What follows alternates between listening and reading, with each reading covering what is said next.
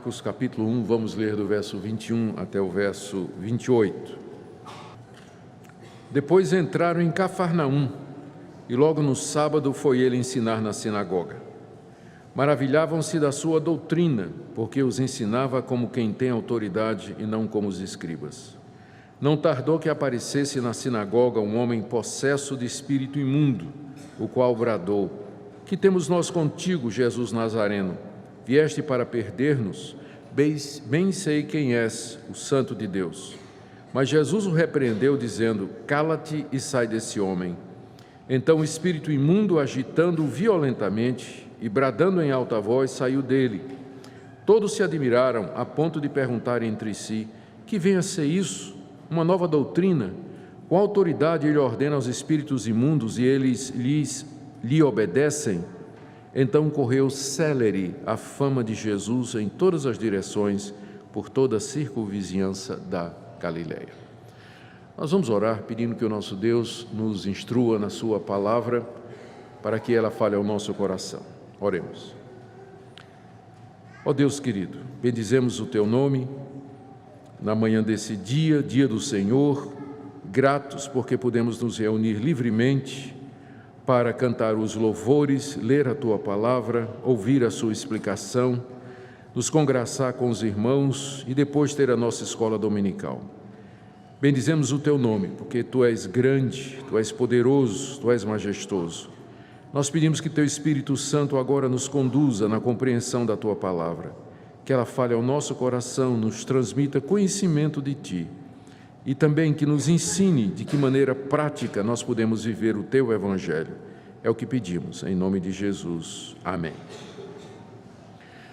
Queridos, nós já vimos qual é o propósito de Marcos com esse evangelho que ele escreveu. O objetivo dele é apresentar uma apologia ou uma defesa para um fato que parecia contraditório. Ele está escrevendo aos moradores de Roma.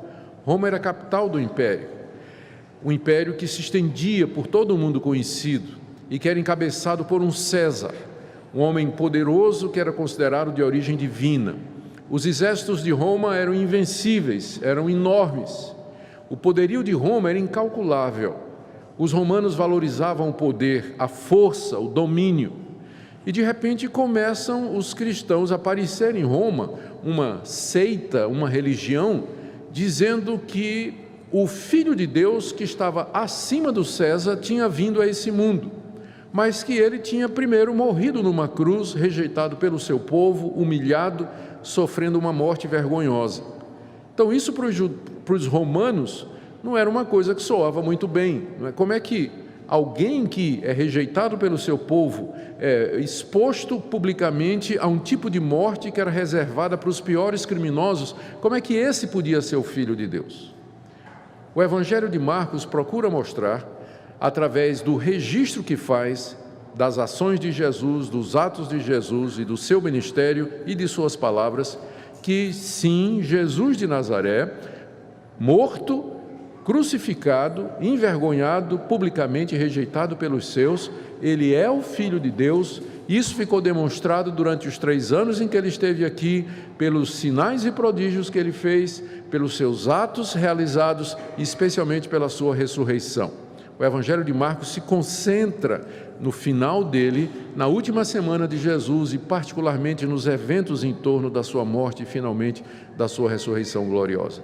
Então o Evangelho de Marcos é uma apologia à cruz de Cristo, escrita para uma sociedade que valorizava o poder, a vitória, a conquista, um ambiente muito parecido com o de hoje, onde a mídia, onde as empresas de marketing, onde a sociedade em geral promove a ideia do vencedor, do conquistador, do homem autossuficiente que consegue as coisas pela sua própria força.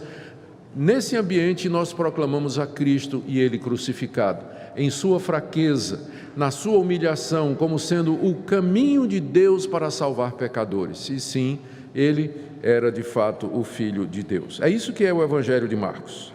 Nas mensagens anteriores, e nós estamos bem no início do Evangelho, essa é a 7ª mensagem no Evangelho de Marcos. Nas mensagens anteriores, nós vimos a narrativa que Marcos faz da preparação de Jesus para o seu ministério aqui nesse mundo. Ele tinha cerca de 30 anos de idade quando João Batista, seu primo, aparece no deserto da Judeia, às margens do Jordão, chamando toda a nação judaica ao arrependimento e batizando os arrependidos e dizendo que estava chegando aquele prometido pelos profetas, alguém que era mais poderoso do que ele. Em seguida, Jesus se apresenta, é batizado por João no Rio Jordão. O Espírito de Deus vem sobre ele na forma de uma pomba e Deus do céu diz: "Este é o meu Filho amado em quem me comprazo." E dali, cheio do Espírito Santo, Jesus é levado para o deserto, onde é tentado durante 40 dias por Satanás, que fez todos os esforços, usou de todas as estratégias para levar Jesus Cristo a pecar, como ele havia feito, Satanás havia feito, milhares de anos antes, lá no Jardim do Éden, com o primeiro homem. Mas o segundo homem, o último Adão, resistiu e venceu Satanás e dá início então ao seu ministério naquela região da Galileia, que fica ao norte da Judeia. Marcos registra, a partir daí, vários outros acontecimentos que têm como objetivo agora mostrar a autoridade de Jesus. Primeiro ele mostra como ele se preparou para um ministério e em seguida ele começa a narrar esse ministério na Galileia, destacando atos que Jesus fez e que provam que ele é o Filho de Deus. O primeiro foi o chamado dos primeiros discípulos.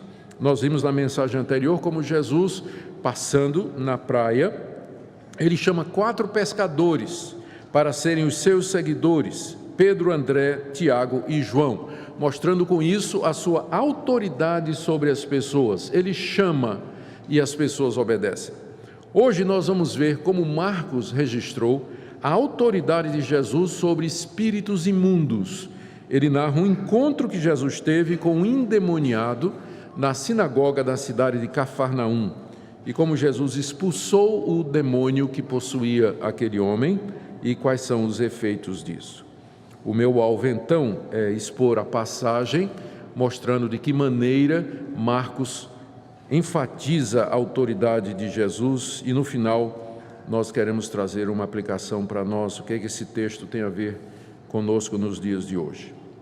Então vamos para o texto. Vamos começar com o local, onde é que aconteceu. O verso 1 diz aí que depois entraram em Cafarnaum e logo no sábado foi ele, Jesus, ensinar na sinagoga. A cidade de Cafarnaum era uma cidade que ficava às margens do lago da Galileia, e é ali que Jesus vai estabelecer a base para o seu ministério de pregação e de visitação aos povoados e vilas daquela região. É de lá que ele vai fazer a sua rota de itinerância, pregando em todas as vilas de pescadores e povoados que havia naquela região. Era lá em Cafarnaum que morava Pedro, e a sogra de Pedro morava com ele. E junto com Pedro morava André também. E Pedro e André são dos primeiros discípulos. E quem sabe era lá que Jesus ficava, na casa de Pedro e André. Lá é que é a base então do seu ministério na Galileia. Marcos nos diz que ele foi para lá logo depois do chamado dos discípulos. Veja o verso 21, depois, o depois é o depois do que vem antes. O que é que aconteceu antes? O chamado dos discípulos. Então, depois de ter chamado os discípulos, Jesus entra com eles na cidade de Cafarnaum, que era a casa de Pedro. Mas a gente sabe que os relatos bíblicos, eles são às vezes compactados, né, meio que zipados. Então, entre uma passagem e outra pode ter decorrido bastante tempo. É provável que entre o verso 20 e o verso 21 já havia decorrido algum tempo. O fato é que quando Jesus entra em Cafarnaum, ele já era bem conhecido, a sua fama o precedia. Já era do conhecimento de todos a sua pregação. E Jesus não perde tempo, né? Diz aí o verso 1. Imediatamente, logo, no sábado, ele foi ensinar na sinagoga, porque o ministério de Jesus era focado principalmente no ensino. Fazer milagres e expulsar demônios era secundário O alvo dele era ensinar. Por isso, quando o sábado chegou, a primeira coisa que ele fez, ele foi na sinagoga e na sinagoga ele ensinava. Aí nós temos essa pergunta.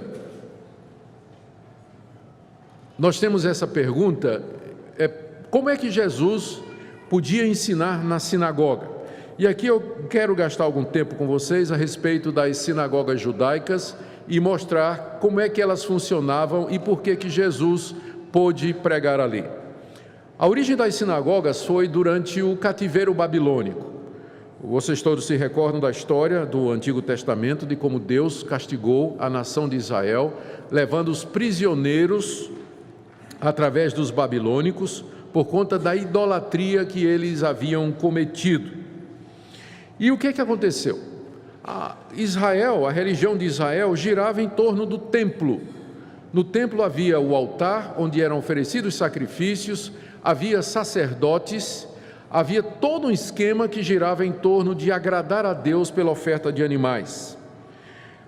Agora eles estavam na Babilônia, toda a nação foi levada para a Babilônia. Eles não tinham mais templo, eles não tinham sacerdote, eles não tinham sacrifícios. Então eles começaram a criar as sinagogas, que vieram como substitutas do templo. Lá não havia sacrifício, mas na sinagoga havia a leitura da lei de Moisés, havia oração, havia louvor e instrução que era feita por um escriba, por um mestre, por um rabino. Nos escritos dos rabinos do século II e III, está dito que a leitura da lei substitui os sacrifícios. E hoje os judeus vivem a mesma coisa. Como vocês sabem, o templo de Jerusalém já não existe mais e não há mais sacrifícios que são oferecidos lá. Então, como é que o judaísmo sobrevive se ele era baseado no templo? A resposta é que hoje o judaísmo é uma religião que é focada na leitura da lei e na explicação. As sinagogas se tornaram um centro de adoração e de louvor no judaísmo moderno, já que eles não têm o templo.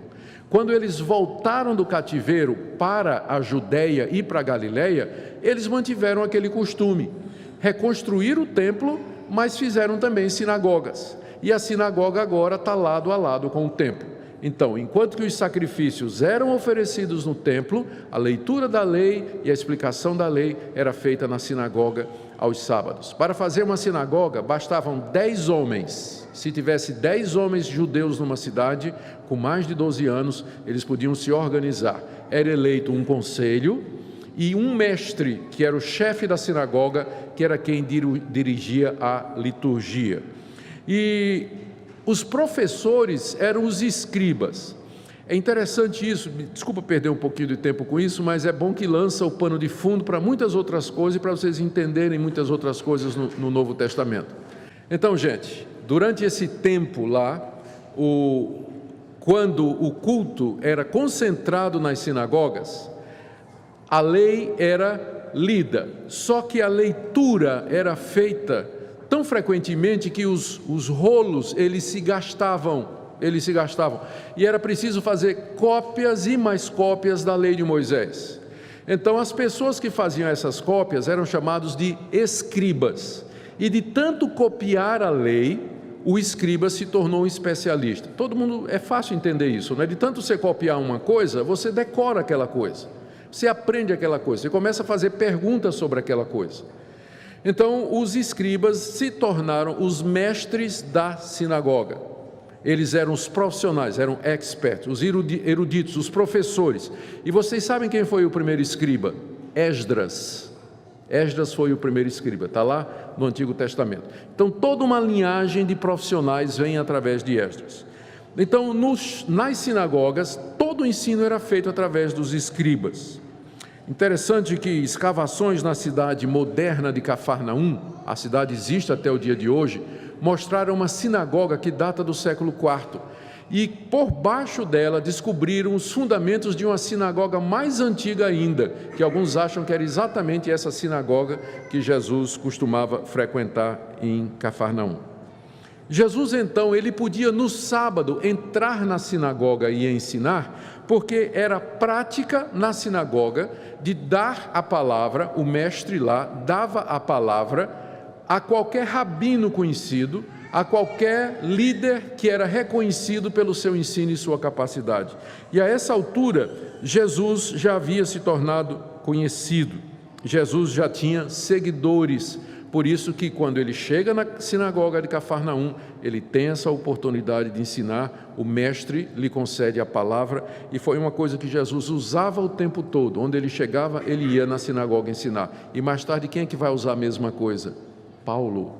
No livro de Atos, você vê o apóstolo Paulo chegando nas cidades, indo direto para as sinagogas, porque lá, como rabino, Paulo era convidado para pregar. E ele aproveitava, abria as escrituras e pregava a palavra de Deus.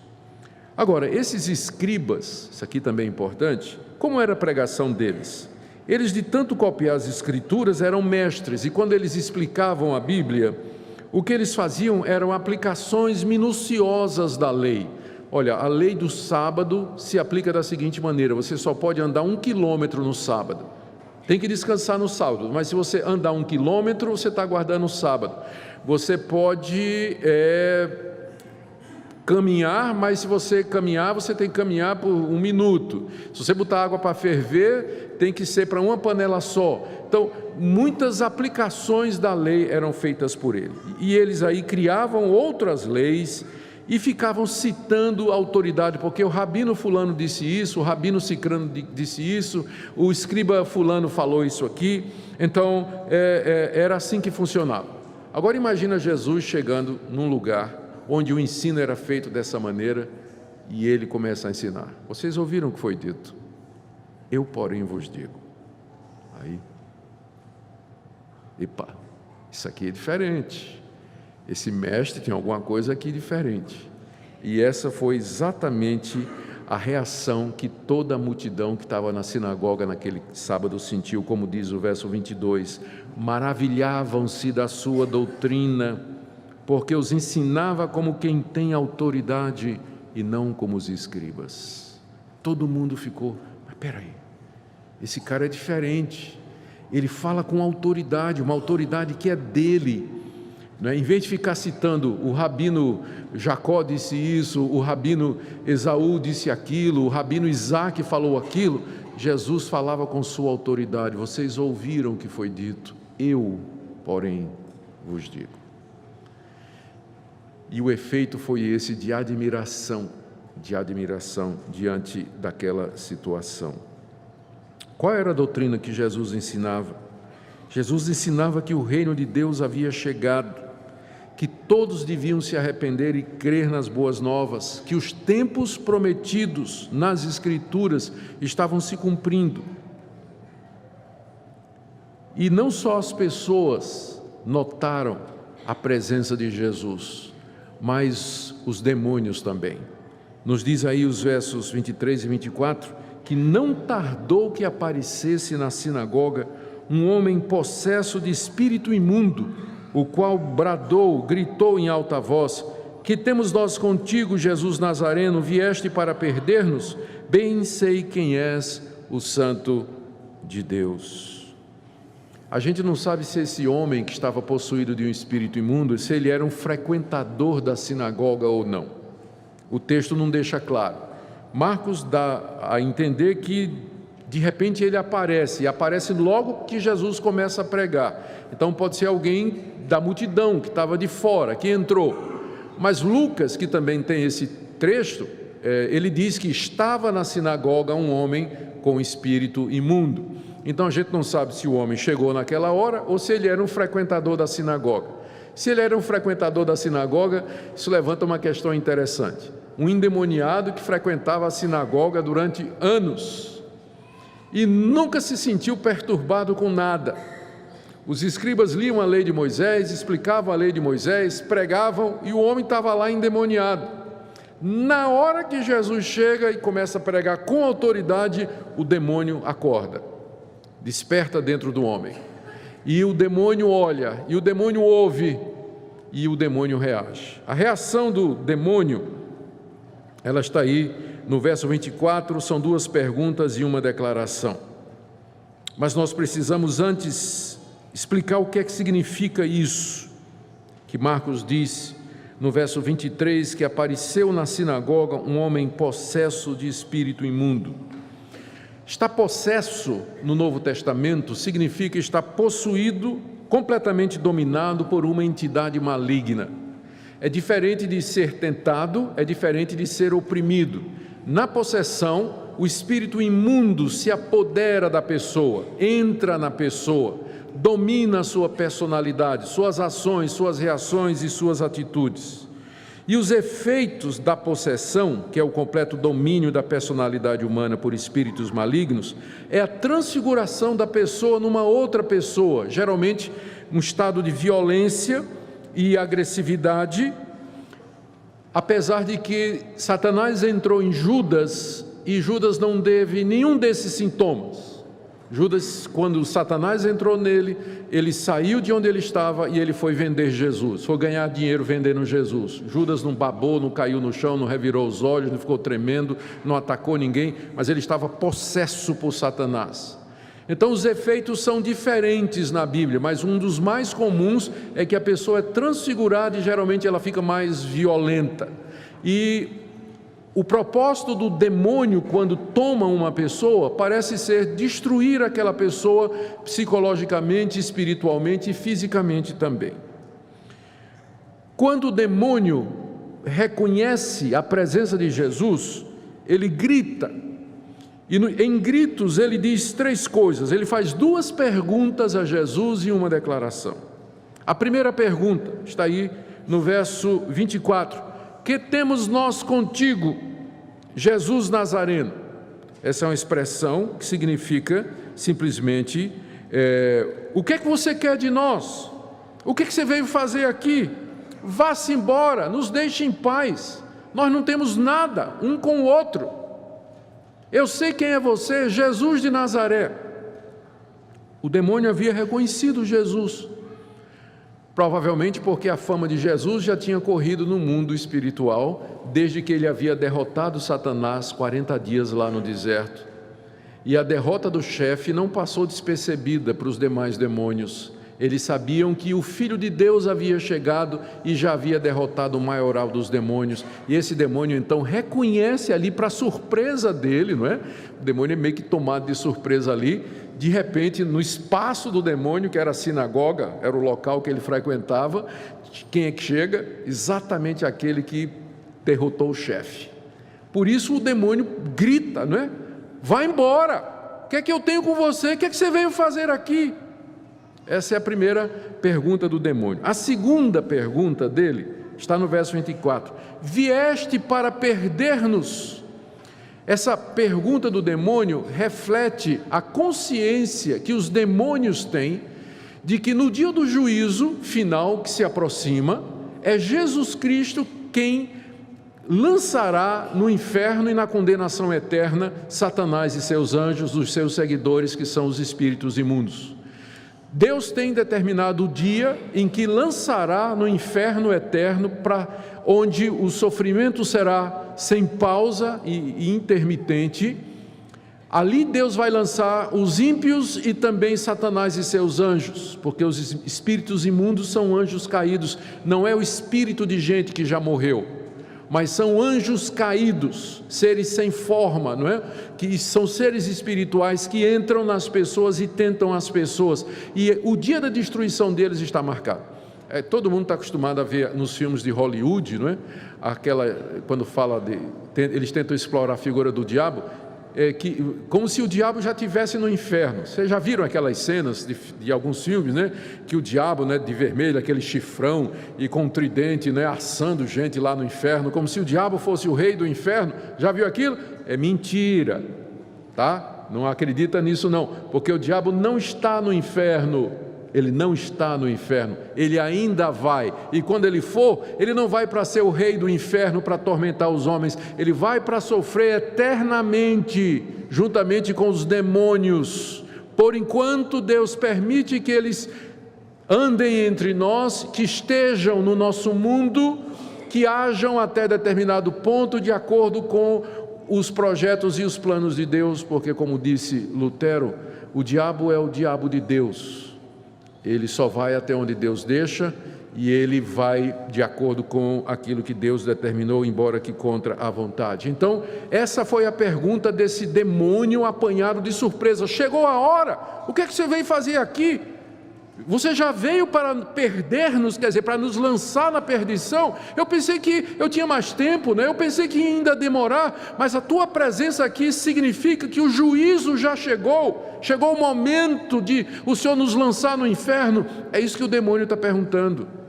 Se o dia escatológico da ira de Deus, o dia do juízo já havia chegado, porque ele identificou Jesus como sendo o Filho de Deus, e é a declaração que ele faz no final: eu bem sei quem tu és, o Santo de Deus. Veja o contraste entre a maneira como Marcos descreve o Espírito, diz que ele era um Espírito imundo, e Jesus, e esse Espírito imundo se refere a Jesus como sendo o Santo de Deus. Esse é o contraste. O espírito imundo, a imundícia aqui é a maldade, a perversão, a rebelião contra Deus, a impureza, o ódio contra Deus, a revolta contra Deus, enquanto que Jesus era o Santo de Deus, humilde, manso, puro, submisso, obediente ao Pai. Santo de Deus é uma expressão do Antigo Testamento que é usada com relação ao Messias. E o demônio na hora reconheceu que ele estava diante daquele que havia sido profetizado no Antigo Testamento. O Santo de Deus havia chegado e, portanto, com ele o juízo. Era isso que o demônio estava pensando, que chegou a hora em que ele seria lançado para o inferno eterno. Mas não era a hora ainda, e ainda não chegou. Jesus, no verso 25 a 28, ele expulsa o demônio, ele liberta aquele homem. E ele começa com uma repreensão, diz aí, verso 25: mas Jesus o repreendeu, dizendo: cala-te, cala-te, cala a boca. Foi a resposta que Jesus deu ao demônio. Essa repreensão de Jesus, para que o demônio calasse a boca, ela tem algumas razões. Talvez, ao citar o nome de Jesus, o demônio queria ganhar alguma autoridade sobre ele. Eu sei teu nome, tu és Jesus de Nazaré.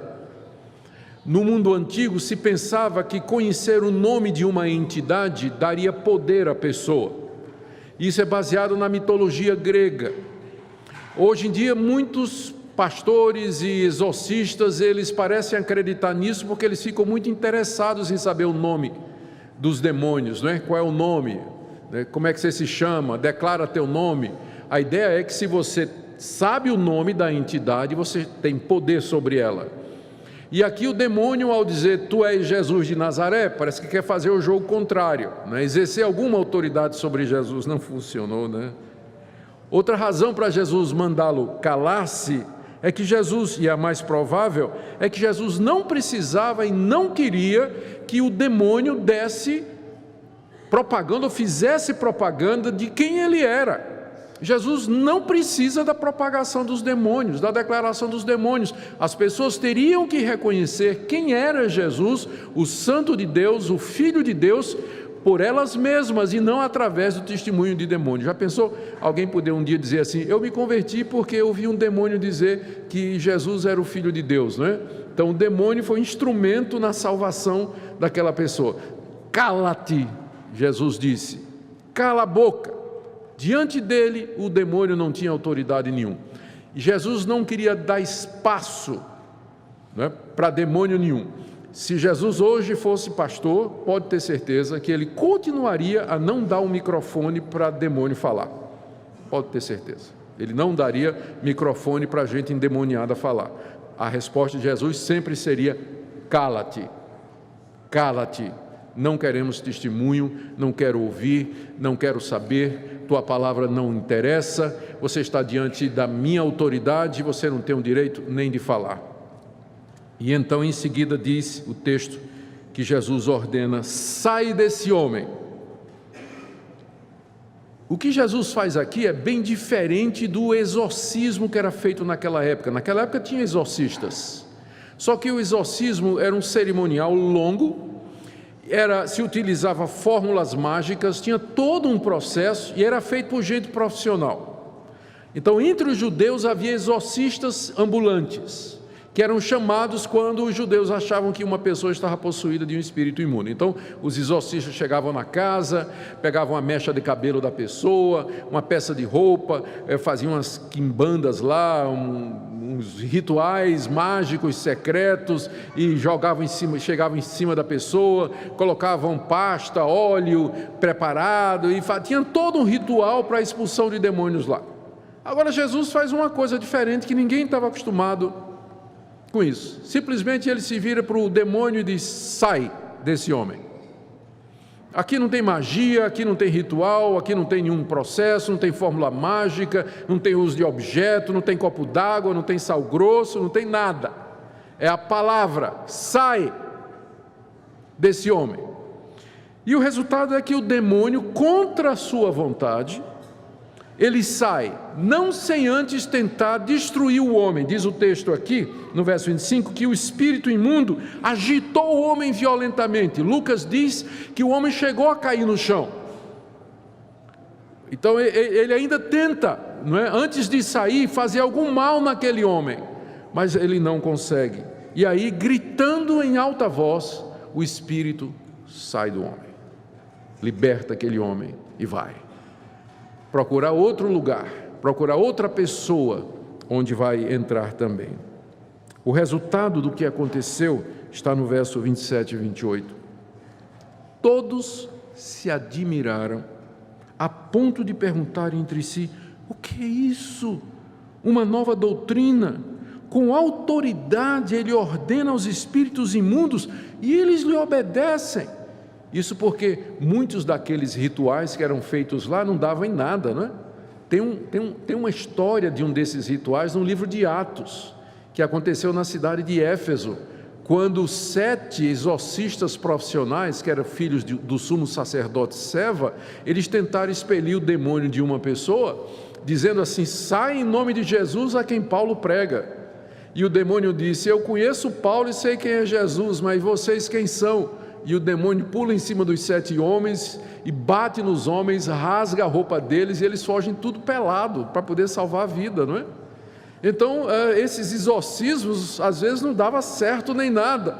Quando Jesus, com a palavra, liberta aquele homem, o espanto cai sobre a sinagoga. Eles já haviam se admirado da pregação de Jesus, e agora a pregação é acompanhada de uma demonstração extraordinária de poder. Quando aquele demônio sai daquela pessoa, ele ordena aos espíritos imundos e eles lhe obedecem. Verso 28. Então correu célere a fama de Jesus em todas as direções, por toda a circunvizinhança da Galileia. Não era o que Jesus queria, mas a fama dele correu. E boca a boca, não tinha Twitter, não tinha WhatsApp, não tinha Facebook, não tinha Instagram, não tinha Snapchat, não tinha nada, e-mail, mas tinha o boca a boca, que é a maneira mais eficaz da fofoca, continua sendo, né? Continua sendo, o boca a boca. E aí a fama: rapaz, você ouviu falar o que aconteceu lá no culto na sinagoga de Cafarnaum? Apareceu lá um tal de Jesus daqui, de Nazaré. Nazaré não era muito longe de Cafarnaum, não. Ele era lá de Nazaré, ele veio para cá, ele estava ensinando coisas novas, coisas diferentes, com autoridade. E lembra de fulano que frequentava lá a sinagoga tantos anos? Lembra de fulano? Ele era um endemoniado, estava lá a vida toda. Na hora que Jesus começou a falar, o homem se manifesta lá, começa a gritar e dizer coisas, e Jesus só com a palavra expulsa aquele demônio. Nós nunca vimos isso. Quem é esse homem? E aí então a fama de Jesus começa a correr por toda aquela região. O que é que nós podemos aprender desse texto, queridos? São muitas lições, mas eu vou tirar apenas uma ou duas para nós. A primeira delas: os demônios existem e a possessão demoníaca é uma realidade. Muitos tentam explicar relatos como esse no Novo Testamento, dizendo que naquela época os autores bíblicos eles não tinham conhecimento de determinadas doenças e distúrbios mentais, e eles então não sabiam diagnosticar dupla personalidade, uma pessoa lunática, uma pessoa com epilepsia ou com algum tipo de doença que tem sintomas parecidos com possessão demoníaca. Determinados distúrbios mentais têm sim, dupla personalidade, mudança de voz, alteração do comportamento. Então é muito parecido, e naquela época ninguém sabia fazer o diagnóstico, então todo mundo identificava distúrbios mentais como sendo possessão demoníaca. Então você vai encontrar gente dando essa explicação. Mas a verdade é que os autores bíblicos sabiam fazer a diferença entre o que era doença e o que não era uma doença. Há casos de Jesus curando pessoas que estavam doentes, claramente doentes, e há casos claros de Jesus curando pessoas que estavam possuídas por um espírito maligno. Essa distinção é muito clara aqui. Segunda coisa, outros dizem que esses relatos aqui são o que a gente chama de mito ou de lenda. Tipo assim, naquela época as pessoas não sabiam explicar por que os homens são tão maus. Daí criaram a ideia de uma entidade maligna que era a personificação do mal e chamaram essa entidade imaginária de Satanás. Então Satanás, segundo essas pessoas, não existe. O que existe é que as pessoas, na tentativa de explicar por que as pessoas são tão más e fazem tanta violência, elas então criaram a ideia de que o mal é uma pessoa e que tem uma maldade acima dos homens. Mas isso vai contra, primeiro, o fato de que, corriqueiro, né? Nós sabemos que as pessoas elas são capazes de fazer o mal por elas mesmas, elas não precisam de nenhum estímulo externo para fazer isso. Então, essa explicação de Satanás, como sendo a explicação para a maldade humana, ela não bate com a experiência. E segundo, sendo a Bíblia nossa fonte de conhecimento, está muito claro que o homem é mau e existem também espíritos maus, existem demônios que nos cercam, estão ao nosso redor. Negar isso é negar o ensino de Jesus e dos apóstolos. A possessão demoníaca, então, ela é uma realidade. É interessante que nós não sabemos as causas. Por que esse homem estava possesso? Por que ele e não outro? Mas adiante Jesus vai encontrar uma criança possuída por um demônio. Por que aquela criança estava possuída por um demônio e não outra? Por que uns são possuídos e outros não são? A Bíblia não dá resposta para isso. Não há uma resposta clara na Bíblia. Por que é que o demônio entra numa pessoa e não entra noutra? A única forma de estarmos salvos, de estarmos seguros, é estarmos em Cristo Jesus.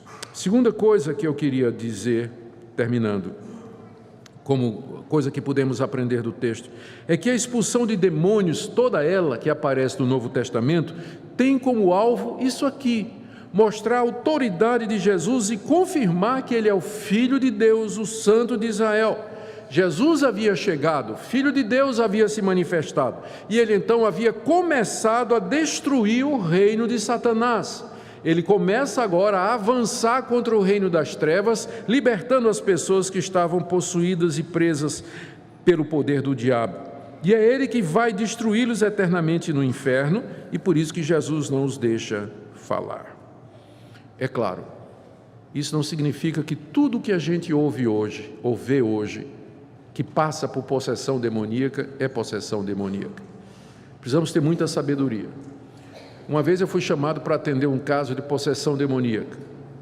Eu era pastor numa outra cidade. E o rapaz estava trancado em casa, havia quebrado tudo no quarto, fazia isso com frequência, se tornava extremamente violento, agressivo. O que punha na frente dele, ele quebrava. Finalmente a família trancou ele num quarto. Ele já estava lá 2 dias. E me chamaram. E era uma família de uma igreja pentecostal. E aí me chamaram. Eu disse: vocês sabem que eu sou pastor presbiteriano. Não, nós conhecemos o senhor, queremos que o senhor vá. Chamei um presbítero e nós fomos. Eu disse: pode abrir o quarto. Pastor, ele é brabo, pode abrir. E nós entramos, eu e o presbítero. E de fato estava lá o moço, estava na casa dos 18 anos de idade. O quarto era uma bagunça indizível. Tudo quebrado, até as ombreiras das janelas ele havia arrancado. E lá, quando viu a gente, começou a bufar e aí eu mandei sair em nome de Jesus. Não aconteceu nada. Aí, presbítero, lê a Bíblia. O presbítero abriu, sangue de Jesus nos purifica de todo o pecado, e o bicho rosnando lá. Não aconteceu nada. Eu disse, presbítero, ou a gente não tem poder nenhum, ou não é possessão, não.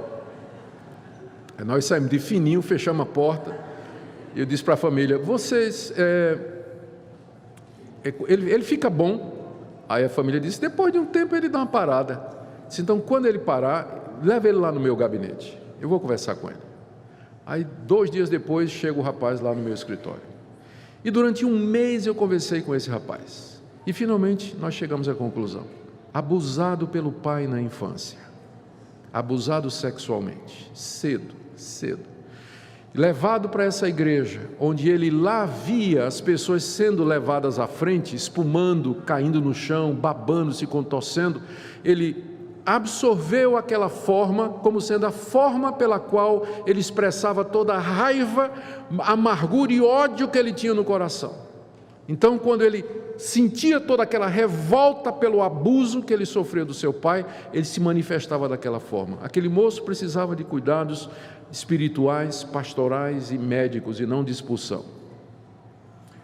Mas aí outro dia, estava em casa com a Minca, a gente estava plantando uma igreja lá na cidade de Olinda, e de repente era perto de meia-noite, chega 4 rapazes da minha igreja com uma menina bem magrinha. Depois eu soube que o apelido da menina era Mosquito. Ela era bem magrinha, só que os 4 rapazes não conseguiam segurar o mosquito. Não segura. Era evidente, os 4 tinham que e disseram, pastor, o senhor tem que nos socorrer.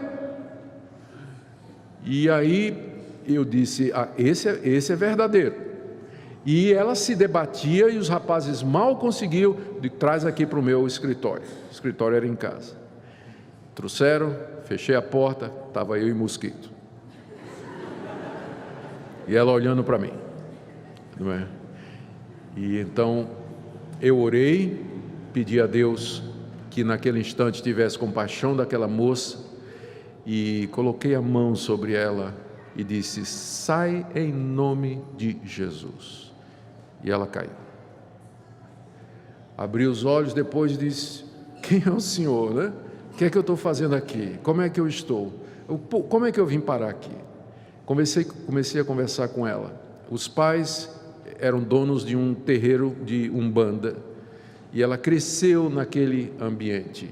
Eu disse para ela, não me lembro mais o nome dela, só o apelido, né?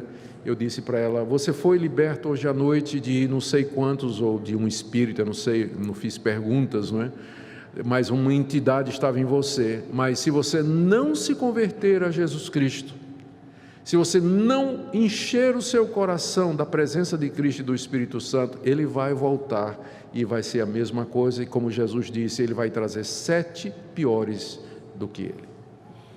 Possessão demoníaca existe, precisamos de discernimento, porque nem tudo que parece possessão demoníaca é, e às vezes ela nos passa despercebida, está na cara da gente. Precisamos de sabedoria e discernimento, mas que é uma realidade.